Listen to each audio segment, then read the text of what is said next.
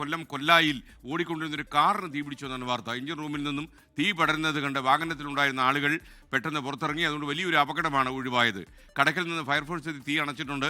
തിരുവനന്തപുരം ചെങ്കോട്ട മലയോര ഹൈവേയിലാണ് ഈ അപകടം ഉണ്ടായത്. തിരുവനന്തപുരം എയർപോർട്ടിൽ പോയി മടങ്ങി വന്ന കാറാണ് കത്തിയത്. കാർ പൂർണ്ണമായും കത്തി നശിച്ചു. ഇന്ന് രാവിലെ 6 മണിയോടെയാണ് ഈ അപകടം നടന്നത്. അതിൻ്റെ ദൃശ്യങ്ങൾ വരുന്നതേ ഉള്ളൂ.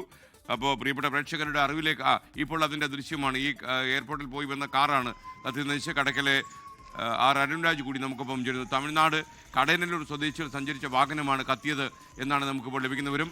അരുൺരാജ് നമുക്കൊപ്പം ചേരുകയാണ്. അരുൺരാജ്, എന്താണ് കൂടുതൽ വിവരങ്ങൾ? പറഞ്ഞോളൂ. എസ് കെ, ഇന്ന് പുലർച്ചെ 6 മണിയോടെയാണ് സംഭവം.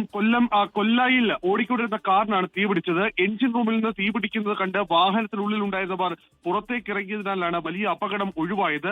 കടക്കിൽ നിന്ന് ഫയർഫോഴ്സ് എത്തിയാണ് തീ അണച്ചത്.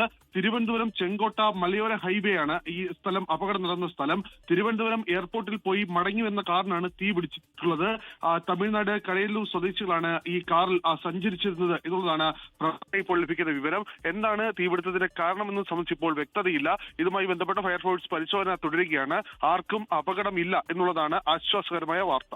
ലോകത്തെവിടെയായാലും ഏത് സമയത്തും 24 വാർത്തകളും ഓഗ്മെന്റഡ് റിയാലിറ്റി പാക്കേജുകളും എക്സ്പ്ലെയിനറുകളും വിശദമായി കാണാൻ ഞങ്ങളുടെ യൂട്യൂബ് ചാനൽ നിങ്ങൾക്ക് സബ്സ്ക്രൈബ് ചെയ്യാം.